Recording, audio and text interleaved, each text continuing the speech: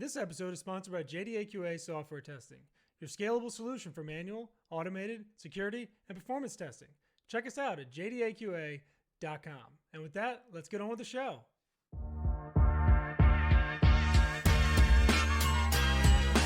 This is The First Customer, hosted by Jay Agner.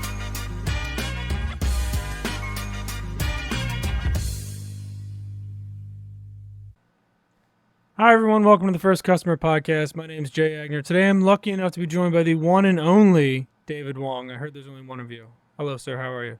I'm good, man. How are you? Thanks for having me on. There's definitely 500 million of us. I did not know that until we talked before the show, so very interesting. Where'd you grow up, and what kind of impact did that have on your entrepreneurial journey? You've done a lot of stuff. I've seen, co-founded, found a bunch of stuff. Where'd you get started? Born and raised sort of in Ottawa, small town. Moved out here to Vancouver because the weather's a little bit more milder in terms of winter and summer. We just get a lot of rain. So definitely kind of grew up in the big city, back and forth between here and Toronto nowadays. So really shifted my kind of thinking in the way that I operate by the fast kind of hustle life. You know, it's great for some period of time, but it definitely leads towards some areas of burnout, which I've had several sessions of. And really just, started off as a freelancer, grinding my way up to being like, hey, you know what?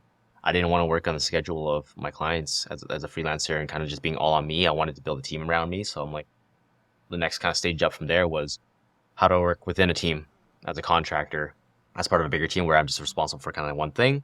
I don't have to deal with the clients. That was great at some point as well, but I felt like I was then working for the man, even though I was a contractor, I wasn't directly employed with them. And so with those two experiences, I'm like, hey, you know what? I got the inner lookings of how a business and a company actually works. Let's just step outside, try to start my own agency. And then JD Leads Online kind of became the thing between me and my co-founder. Funny story between me and my co-founder actually is that I was actually one of her freelancers in 2015, met on Upwork. And then I was doing work for her on and off for 4 years. And then come 2019, that's the year I basically was like, hey, you know what? No more freelancing. I'm not doing no contract work anymore. I'm going to go ahead and start this agency.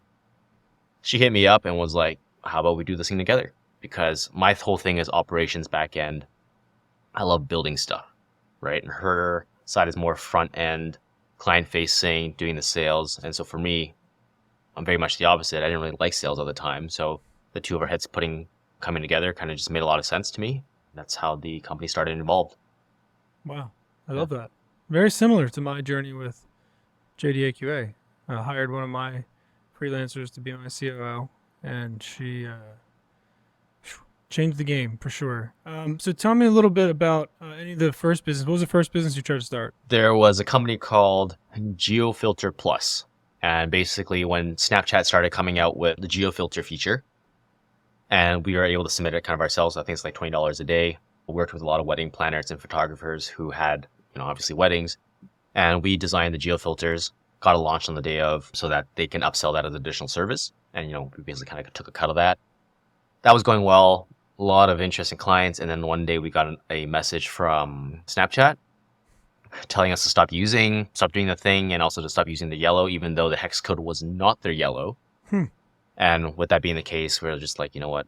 I'm not going to try to rebrand this or anything like that. Just kind of move on to the next thing.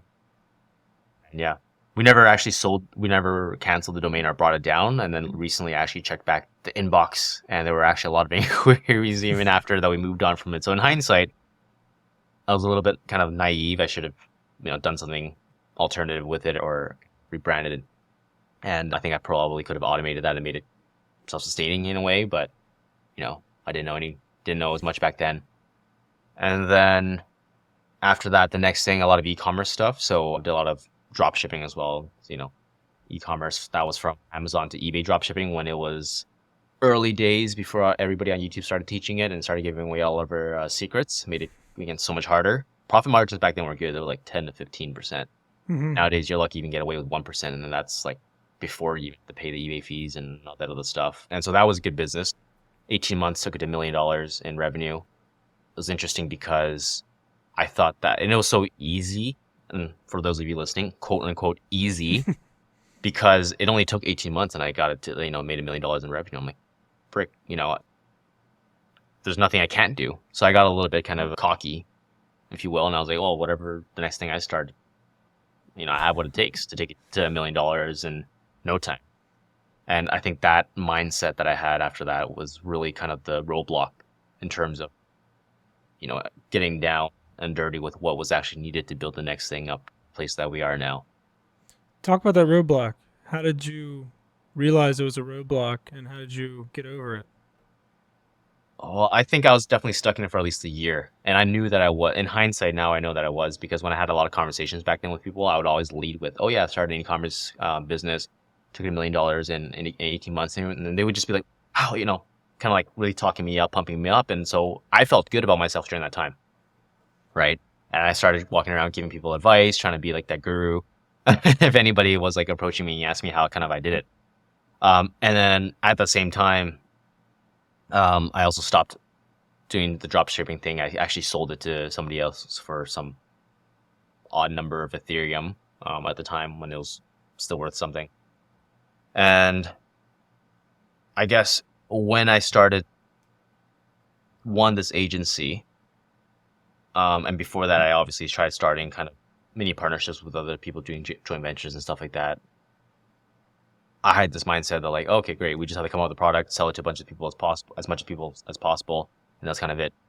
But what I soon realized was everything that you needed to learn about product market fit. Is there even actual need, or are you trying to sell something to somebody where the problem doesn't actually exist? Right.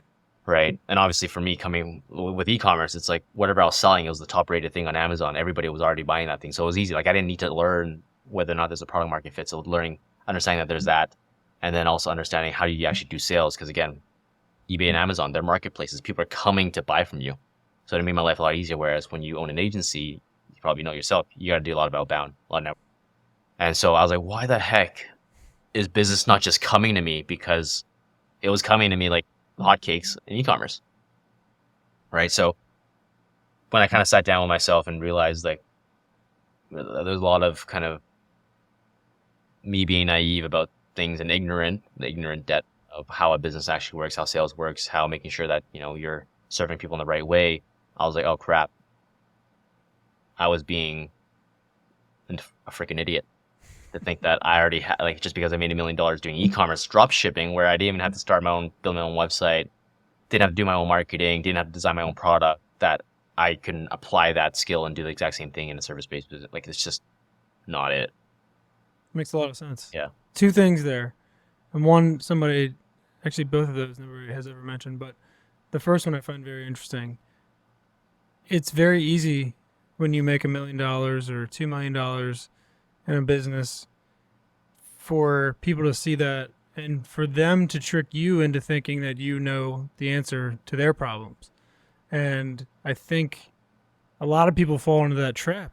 You see so many people on LinkedIn and on wherever, just I can scale your business to whatever. And I think those are the guys, and I've always equated that to like the teach can't do kind of guys, right? Because from 0 to $1 million, yes, it's not an easy thing to do, but it's doable. And 2 million, okay, it's doable. To get to 5 and to get to 10 is like another level of understanding business and how things work. And I think a lot of people get to that $1 to $2 million level and just go, you know what? It's easier for me to teach other people and have them pay me how to do it than it is for me to scale my own business up to 5 or 10, which is always what I think in the back of my head when I see these guys who are out there who are the gurus. That's a great point. And then number 2, Upwork has the same trap effect like you were describing, where that's a marketplace and you can run a really successful business on Upwork, but then find yourself with no customers if Upwork was to dry up or there was no leads coming in, because you may not have this magical offer. You were just in the right place at the right time. And I think you kind of explained a little bit of my experience where I didn't get to that point, but I saw it coming when the Ukraine war happened and they cut off everybody, all the Russian contingents, everybody. And I thought that would really suck if that was me. If my entire business was just Upwork and you're doing a couple million through Upwork and then that goes away, you've established nothing. You have no brand, you have no outreach like you're talking about, you have no kind of avenue to actually having a successful business. So I think those are both really great points. So talk to me about, you guys do B2B sales, and I'm curious, again, maybe like there's 500 million David Wongs. I feel like there's 500 million B2B lead generation services. What really makes you guys different, and how the hell did you figure out how you can stand out at all in this very, very crowded, very, beat people over top of the head that we're here kind of space? Crowded. Any guy who thinks that they can find an automate, like I could name 50 LinkedIn automation tools out of the top of my head, and there's a new one popping up every day. A lot of people try those things. They kind of get burnt by that because they can't figure it out, and they just assume that LinkedIn lead gen doesn't work at all, period. And so a lot of people that we talk to kind of come from that space, or they've worked with an agency or a freelancer who says that they can do this thing XYZ, maybe found them on Upwork, they don't deliver. We deal with that fallout. That's the majority of our clients actually come from that space. And the thing that really makes us stand out from our competitors when we have these conversations is the fact that we don't just do the lead generation part. We actually care about your conversions, because at the end of the day, people only stay with us if they actually make money. They make ROI from our campaigns, right? It may not be within the month, 3 months, or even half a year, depending on how long your sales cycle is. So for us, it's really important to get clear on, hey, how long does it typically take for you to convert a lead to an actual client? Some people could be 6 months, 12 months, especially in B2B, like the sales cycle is so much longer depending on how many levels of decision maker there are. Some of them, we have one client in construction, it takes 18 months. So making it clear, and so they understand, like, okay, great. If typically it takes you 18 months, you understand that if I got you a lead and a call on day one, you're not going to get ROI until probably month 18. And so setting those expectations really clear, just so that we're all on the same page in that sense there. Okay, great. Once that's set, the next thing that we look into is like, okay, how do we reverse engineer their funnel to let them know and give them projections as to, okay, by this time in this day or this month, assuming that we booked this number of target calls for you, you should be able to make ROI by month 9, double your investment by month 13. So, and just really giving them realistic numbers and also conservative numbers based on, for example, especially if they've never done outbound sales before, and they say, a lot of people come to us and say, hey, I can close 1 of 2 people 50%. I'm like, hey, wait, hold on. Is that inbound sales or is that through referrals? It's a lot easier when somebody's already making a warm introduction. It's a lot different when we're doing outbound, right? So getting clear on that and letting them know, again, setting that expectation. And then when we actually walk through our process, we show them, it's like, hey, we don't just leave you off at getting you a lead and telling you to go book in a call with them. Some people do the appointment setting as well, where they actually set up the call and they just kind of hand it over and like your own. What we do is we also manage their CRM. So we're HubSpot certified, making sure that we actually can get their adoption into managing the leads. We get feedback, we get data on how each deal is going. And then we have sales ops manager on our team to manage that process, reviewing, providing suggestions, optimizations, and feedback. And then we also have a sales coach on our team and a sales director who actually reviews client call recordings, email correspondences, coaches them on soft skills, and really just seeing where we can add value in terms of making sure that these prospects are converting. Right. That's kind of the secret sauce. The closer you can take them to the end goal, the better it's going to be, right? Otherwise, they're just thinking they're paying for leads. Right. The problem could very much be that you have the best leads in the world, but if you guys suck at selling, then it doesn't matter who you work with. You can be working with Gary Vee and his agency, and you suck at selling. Sorry, dude. You're still going to suck. That's a good point. So I'm going to throw a couple words at you. Yeah. And just kind of tell me what they mean to you today. Sure. Let's go with one that I love. Money. What's the word money mean to you as a guy who's been successful, done some different things, you run a business now? What does money mean to you as an entrepreneur and as a business owner today? I'm not afraid to say it. Money equates to freedom for me. It's a very common answer. It's a very common answer, by it is. It is. You know what I mean? Not, just be frank. Yeah. I walk into rooms and some people ask me like, hey, what do you want to get out of this? I'm like, I want to do business, right? I'm not trying to walk in here and be cocky is not the right word, but like, be business oriented. But I hope that everybody in this room is business oriented, and it's not that I got to make money off each other, but it's like, who do you know in your network that needs my service? Who do I know in my network who you can serve as well, right? And really support each other in kind of in that way. So I think definitely money equates to freedom. Not looking for a whole lot. Have my ambition set on making a good amount, investing a good, 5 mil in some time in the future into something safe, live off some dividends based on that, and then be able to continue working just for the sake of doing something that I love. I think that's the bottom line of it. Working to earn, sometimes you're doing things that you don't necessarily want to do, right? But I believe that once I can get to the point where it's invested, live off dividends and I can truly only do the work that I'm not worried about earning, then just be able to do the work that I want to do. Love that. Yeah. All right, I got another word for you, Sure. and this should hit home for you. Psychology. Don't get a psych degree. I'm kidding. I'm kidding. So I know where you got this from, and also let me tell you Of course. kind of the background of how psychology kind of came about. So in high school, I was trying to go straight into business school. Got rejected by the one that I wanted to go to. Got accepted by a second one, but I'm like, hey, you know what? Let me just go into the Faculty of Arts with UBC instead, so I can just transfer into solder, like the business with that. I didn't want to. After the first year, I got 45% in differential calculus, and in order to apply to transfer, they take the average of all attempts. You need a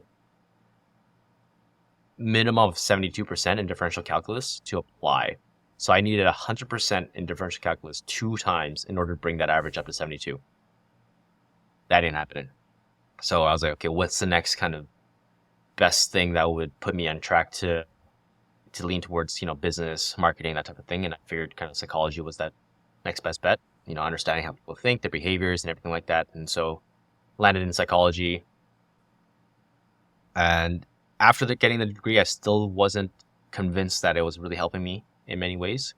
But over the years, as it started to, learn more, personal development, sales skills, communicate with people, networking, it's really starting to kick in and understand where those principles that I'm learning through psychology is showing up. Like, why do people behave in a certain way? Why do they have that temperament? It's like, oh, well, it's not them. It may be the environment that they grew up in, and therefore, can't take it so personally, and you can't always blame it on them. Yeah, that's what I was wondering, how it wrapped back around. I assume that was kind of the story to some degree, where maybe there wasn't a direct fit, but maybe later in your career, you started to kind of see, especially as you developed as a business owner and an entrepreneur, how the psychology, because you picked some of that stuff up even just as a business owner without a psychology degree. You kind of start to understand people and like the people that work for you and people that are clients and like just things, different scenarios and stuff. So I love that answer. Hobbies. Give me some hobbies of a successful entrepreneur that gives you some time to reset.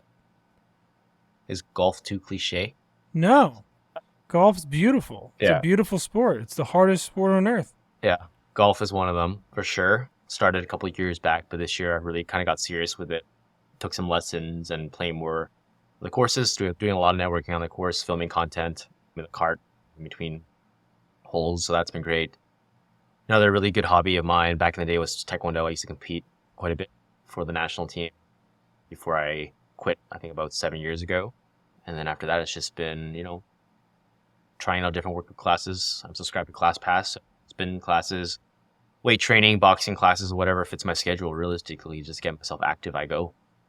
I'm not really attached to one thing. I like learning different sports and techniques and the form. I think that the foundation of those sports is very important to me because it applies really to life as well. It's like, okay, great. It doesn't matter if I'm good at Taekwondo, even though it's a combat sport. When I go to boxing, the foundation and the form is different. Mm-hmm. And being able to learn how my body needs to adjust to those things really kind of translates back to, how I have to be kind of agile even in business life. It's kind of the same concept and just being disciplined in that. The national Taekwondo for Canada? Yeah. Wow, that seems like pretty exclusive company. It was a good run. I'll say that. It was a good run. It was intense. A lot of, cutting weight, hard days, long training days, 6 hours, 4 or 5 days a week. Missed out on a lot of social stuff that was happening back in high school and even at the university because I was training so much. In hindsight, I wish maybe I spent a little bit more time, socializing and going out more and all that stuff, but it is what it is. All right, one more from the words list. Sure. This is 2 words. Personal branding. Huge. I think everybody has a personal brand these days, whether or not you're a business owner or not. I think the people that we look at and that we want to associate ourselves with, even if it's just friend, it's like the personal brand is less about kind of you as a business and your product, but it's like, how do you carry yourself with your personality? Like, is there someone that I want to spend time with? I have friends nowadays where we can sit together for 3-4 hours, sipping on a drink, and we could barely be talking at all, just hanging out, enjoying each other's company. And that's kind of it, right? And it's because I'm attracted to their personal brand. We get it along well, and even on a business standpoint as well, I have associates where, we go to a whiskey bar, we sit down, sip on cocktail, just talk about random stuff, not business related, and eventually we get business. And that, again, it's only because we vibe with each other well, personality, and I think personality and personal brand kind of go hand in hand nowadays. If you asked me this question maybe 5 years ago, I would have been more leaning towards personal brand meant content you were putting out, the branding that actually went to like the design, the colors, and all that stuff. But nowadays it's like, people used to have much more curated feeds.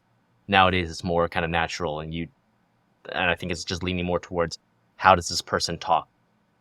How do they carry themselves? What are their beliefs and their viewpoints on certain things? So for example, when I look at content by Ryan Pineda, Alex Hormozy, it's like, they don't have beautiful graphics or anything like that. It's just subtitles on a video, but it's more about what they say, right? And I believe with their standpoint and viewpoint in doing business, then I think that's a personal brand. I think Alex Hormozy's muscles have part to do with his personal brand. His help. If you run a chain of gym businesses back in the day, it definitely helps to have I mean, being jacked, I think I would probably show that off if that was my personal brand too.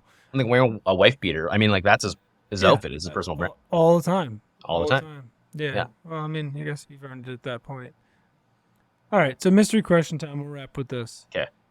Non-business related. Sure.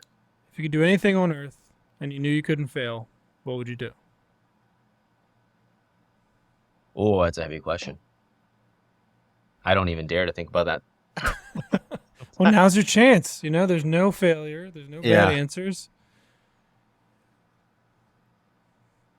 If I were to do anything, no chance to fail.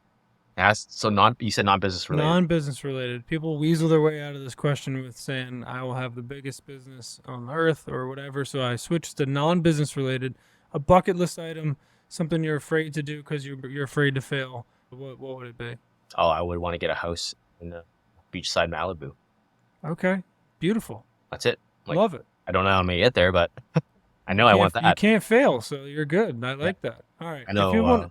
If people want to find you, David, how do they do that? Easiest way, LinkedIn. Do a search for David Wong plus JD Leads on the back. So just letter J and D and Leads. You'll find me. I'll probably be the first one at the top if you put JD Leads. If you put just David Wong, you'll probably find a ton of other people that there's going to be doctors, martial artists. There's going to be I once Googled David Wong and a news article about a criminal came up. I'm like, that's not what I want. So make sure David Wong, JD Leads on LinkedIn. If on Instagram, Mr. David Wong. So Mr. David and then Wong with 3 G's at the end. Will be the best way to find me there. Otherwise, send me an email, david@jdleadsonline.com. And what's the website URL for JD Leads? jdleadsonline.com. Got it. All right, I'll put it all in the show notes. Everybody can find you. Sure. All right, Dave. You're a very inspirational guy, dude. A lot of cool stuff, a lot of good applicable lessons. So thank you for being on, and we'll talk again soon, all right? Appreciate you having me. Thanks, Dave. Cheers.